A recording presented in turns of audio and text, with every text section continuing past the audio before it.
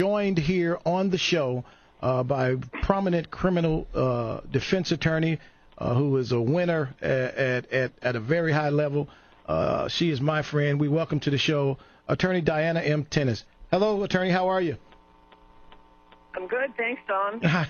Listen, we're talking about the unprecedented use of social media as it relates to the current Trayvon Martin case, and Mr. O'Meara is using social media at a very high level. You, as an attorney, have used social media, and I want to talk a little bit about the negatives and positives of such and how it affects something that you're very familiar with, picking a jury in a high-profile case. Well, I think it can cut all sorts of different directions. You know, this is the perfect storm. You've got a case that has an extended pretrial interest, which is not typical. Right.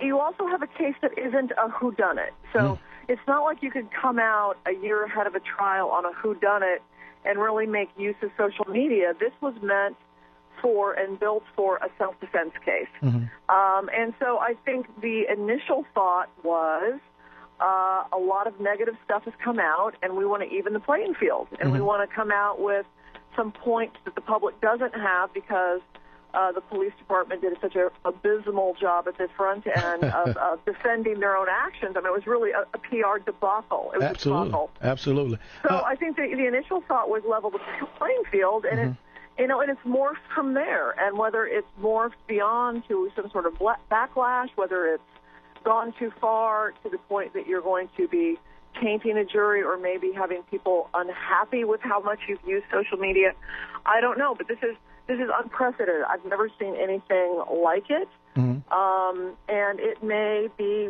cutting the way for the future. Well. Listen, Counselor, I hope not, quite frankly. But I have another question for you, as it relates to as a criminal defense attorney, and you are one at a very high level. Why, in this case, is it called racism when Attorney O'Meara decides to attempt to present the history of the young man, as opposed to in any other case when a criminal defense attorney wants to paint a picture to save somebody they're defending? You've done it before, Counselor. Why is it racism all of a sudden when Attorney O'Meara is saying, look, this is who this kid really was? Now, is it important? Is it admissible? Who cares? But why is that racism? Oh God, Don, it's so. Come on, attorney, come on, yeah. It's so not what it's about. I mean, as somebody who has fought the clear racist bias in our legal community, in the criminal justice system for 20 years, I fought it. Yes, you have. And I loathe it, and I hate it, and I want to have that conversation each and every time it presents itself.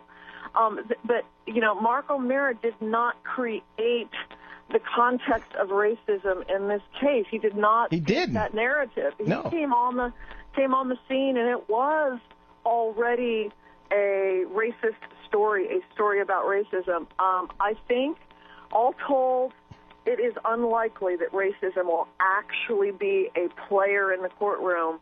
But he can't do anything about the fact that prior to his getting involved, it was a black versus white story, a narrative, and he had to, again, I think, try to even the playing field. I don't think most of this stuff is going to be admissible long term, and I don't think it's fair to cast aspersions on what he's doing when everybody else wanted to play the race card closer to the front. But I guess we'll see. I don't want this to become the thing that divides this community in a way that is even worse than the situation was before. But people are using it for their own ends. I mean, it's clearly being manipulated by powers way outside our community that have absolutely no interest in seeing us all work better together. And I think that's terribly unfortunate. And Diane, attorney, you listen. Mark's a good dude. Okay, and to hear a conversation in an environment where people are saying or calling his lawyer names simply because he has taken on a case, which is what lawyers do, okay, and to say, oh, he's this or he's that. It's hard for a guy like me who tried real hard to think outside the box and engage people, because this is just not right. Okay? He is defending his client, and anyone engaged in this process understands you got to defend your client. You got to present who this person is, and it's just unfortunate because it hurts me. It is definitely going to hurt this community. We live in a great community, and this is either way it goes, it's not going to be positive for this community. Dr. Raybach, are you still there? Absolutely. Dr. Raybach, you've covered race relations nationally for a long, long time. When you see a manufactured racial story, this is what this is, correct? Sure, absolutely. How does it affect? Mainly by conservative and left, right-wing interests. Okay, but how do you deal with this, or how have you seen this over your 40-plus years as a professor and a media person? How do you see this playing out years ago when you worked in urban areas with jury selection, and now you've covered the courts in Detroit and many other cities? Well, I think the original effort on the part of the right-wing groups online. So you keep saying right-wing. So to you, this is political. Absolutely. Okay. Yeah. Okay, go ahead. Is to create an online as well as a international news climate that will influence the selection of the jury. I think that's been pretty intentional from the very beginning. Okay.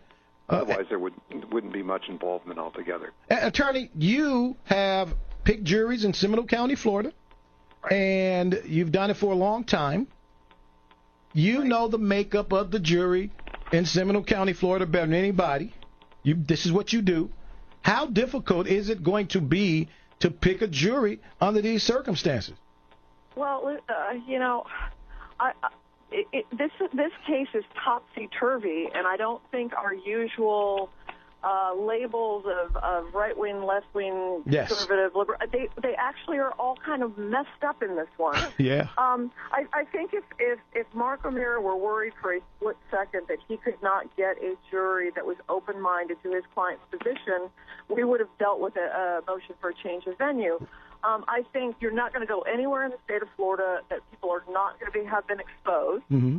And I think it is going to be relatively shockingly easy to get a jury of 6 folks who, despite the fact that they've heard about it, are open-minded. I honestly think it is not going to be terribly difficult. And I will tell you that, Seminole County is predominantly white, and it is very unlikely that in those 500 potential jurors, you're going to have more than, call it 50 blacks. Not that it'll be more like 30. 30, yeah. So, the bad news is the bad news. I think that this will be, unfortunately, a jury that is likely to be predominantly, if not all white, which will make the potential acquittal, if that happens, be seen all the more in a racial light that is unfair and unfortunate.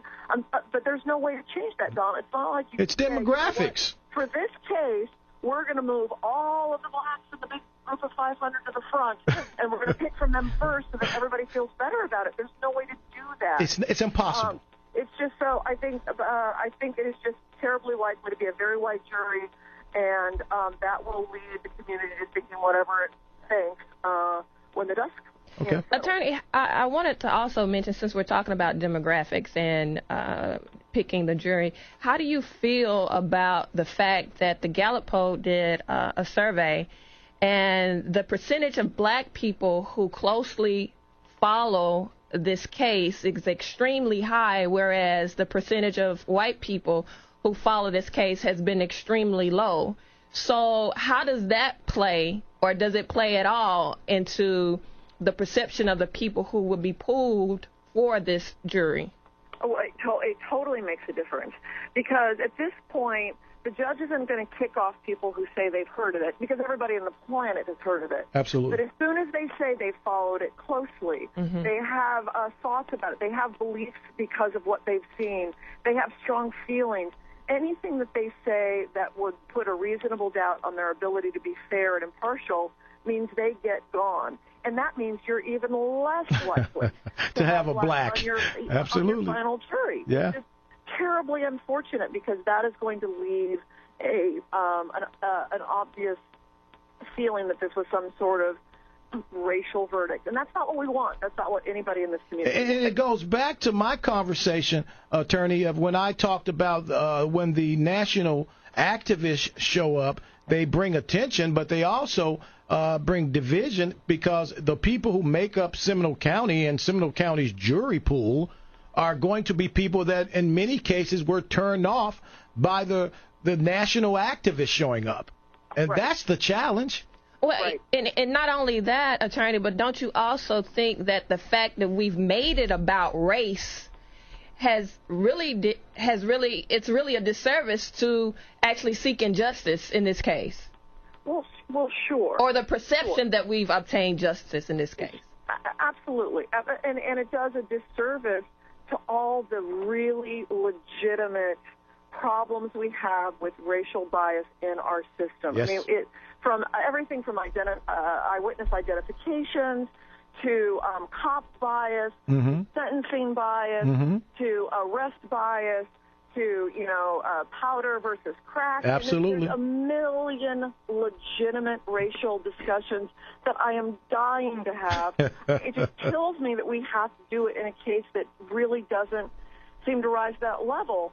But I agree with you. I mean, I'm always worried about potential jurors who will not want to go home to their neighborhood and say, I voted not guilty. I am very worried. That's tough. That's a tough one.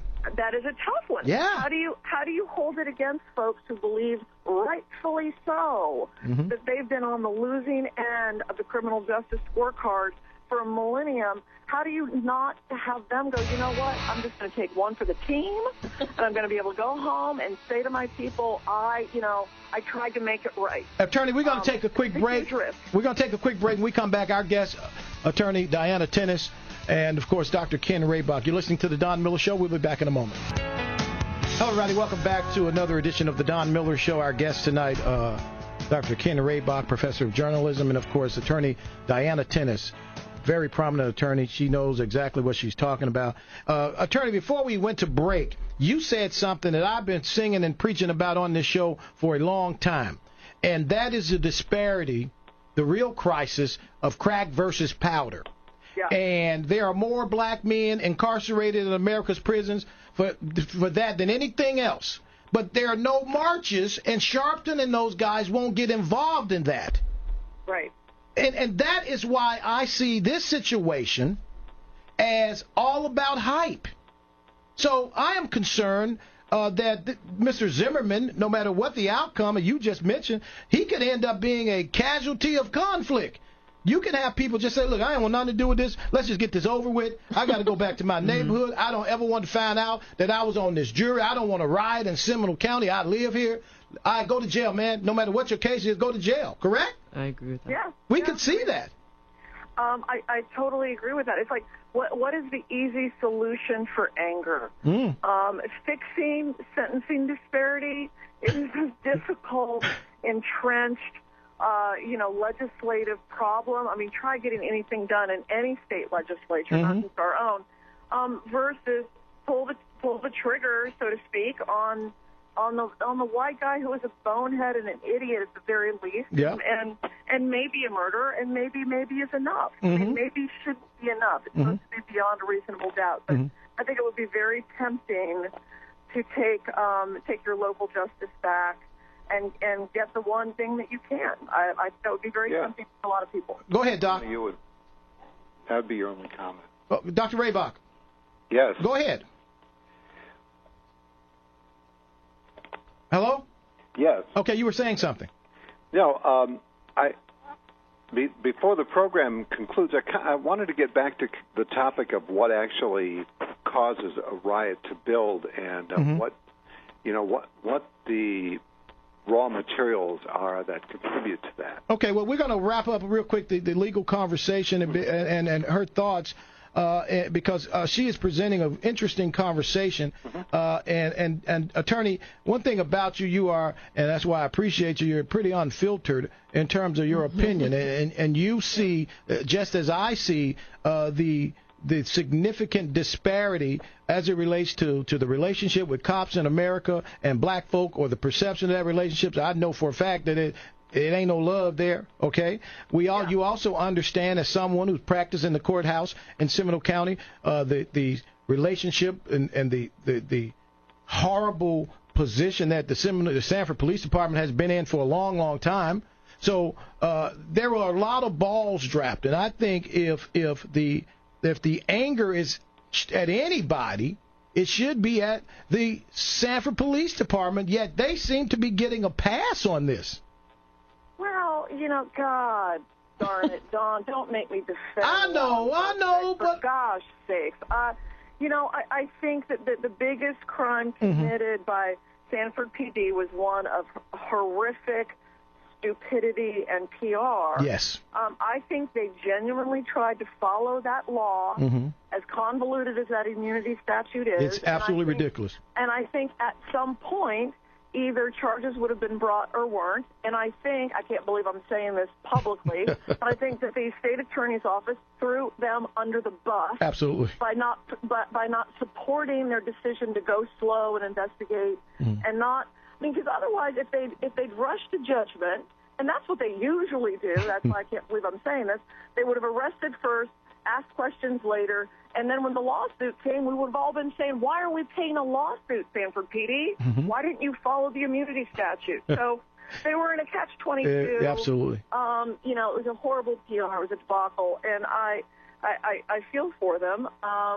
And now it's just made the whole thing more of a cloudy mess. Absolutely. Listen, Attorney, we thank you so much for joining us at the last minute. Our guest, Diana Tennis, you can find her at the Tennis Law Firm in Orlando on Yale Street. She is a great guest. You'll be covering this trial for Fox, correct?